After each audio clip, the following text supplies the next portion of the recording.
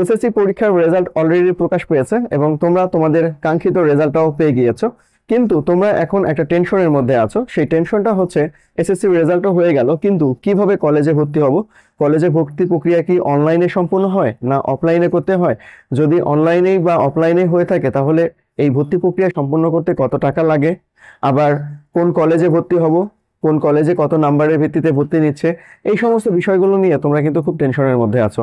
আজকের ভিডিওতে তোমাদের এই সমস্ত প্রশ্নের উত্তর আমি দেব, এবং যারা আমাকে দেখছো তারা অবশ্যই ভিডিওটা লাইক করে কন্টিনিউ করবে, তাহলে আশা করি তোমার সকল প্রশ্নের উত্তর তুমি পেয়ে যাবে। তোমরা ইতিমধ্যে জেনে গিয়েছো যে তোমাদের ভর্তি কার্যক্রম শুরু হবে এই মাসের 26 তারিখ থেকে এবং শেষ হবে 11 জুন, অর্থাৎ এর মধ্যে তোমাকে আবেদন প্রক্রিয়াটা সম্পন্ন করতে হবে এবং এই আবেদন প্রক্রিয়াটা হবে অনলাইনের মাধ্যমে আবেদন প্রক্রিয়া সম্পূর্ণ করতে হবে। এবং আবেদন প্রক্রিয়া সম্পূর্ণ করার পর তোমার যে কাজটা হবে সেটা হলো যে আবেদনের ফিটা পরিশোধ করতে হবে 150 টাকা, এবং এই 150 টাকা পরিশোধ করতে পারবে যে কোনো মোবাইল ব্যাংকিং এর মাধ্যমে, অর্থাৎ বিকাশ, নগদ, রকেট বা উপায় এর মাধ্যমে।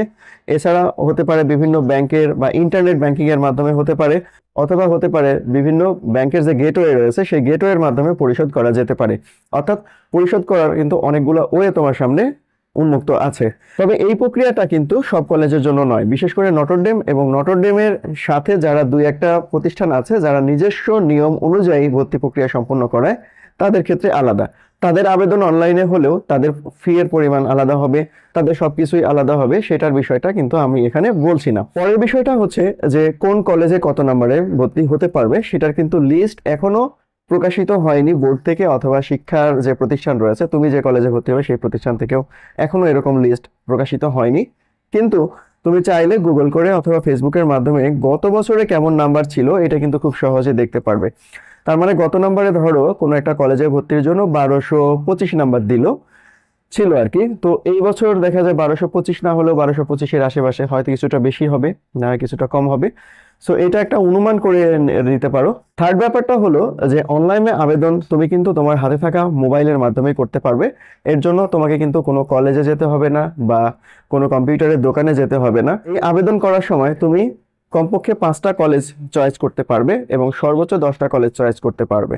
এর মধ্যে কেমনভাবে তুমি চয়েস করবে, যে কলেজটা তোমার টার্গেট মানে ফার্স্ট প্রায়োরিটিতে আছে সেই কলেজটা দেবে 1 নম্বরে, তার চেয়ে কম প্রায়োরিটি সম্পন্ন দেবে 2 নম্বরে, তার চেয়ে কম প্রায়োরিটি সম্পন্ন দিবে 3 নম্বরে। এইভাবে তুমি অ্যাসেন্ডিং করবে।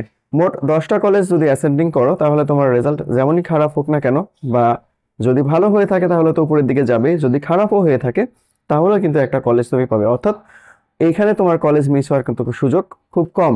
তারপরেও যদি মিস হয়ে যায়, অনেকে দেখা যাচ্ছে যে কলেজ আসছে না, এরপরে সেকেন্ড অথবা থার্ড মানে 2 বার 3 বার 4 বার পর্যন্ত কিন্তু আবেদন করার সুযোগ পাবে। এই ডেটটা কিন্তু দেখা যাবে যে 11 জুনের পরে দিয়ে দিবে।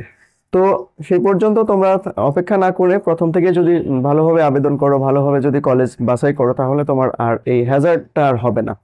আর এরপরে অনলাইনে আবেদন কিভাবে করবে, এখন পরের প্রশ্নটা হচ্ছে এই আবেদনটা করার জন্য তুমি তোমার মোবাইল থেকে যে কোনো একটা ব্রাউজার ওপেন করবে।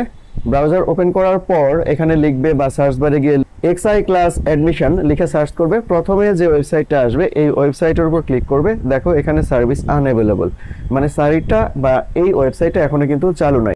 এই ওয়েবসাইটটা চালু হবে কিন্তু ঠিক ওই দিন, অর্থাৎ যেদিন তোমার ভর্তি প্রক্রিয়া শুরু হবে, মানে 26 তারিখে ওপেন হবে। সো তোমরা যারা আমাকে দেখছো তারা অবশ্যই চ্যানেলটা সাবস্ক্রাইব করে রাখো। আমি আশা করি যে যখনই এটা চালু হবে, সার্ভিসটা চালু হবে, তখনই একটা ভিডিও বানিয়ে তোমাদেরকে দেওয়ার, যেন তোমরা খুব সহজে আবেদন প্রক্রিয়াটা সম্পূর্ণ করতে পারো। তো ভিউয়ার্স, এই ছিল ভিডিওটা কেমন লাগলো অবশ্যই কমেন্টে জানাবে। আর সবাই ভালো থাকবে, সবাই প্রত্যাশা অনুযায়ী কলেজ পাবে, এই প্রত্যাশা নিয়ে শেষ করছি। সবাইকে অনেক ধন্যবাদ।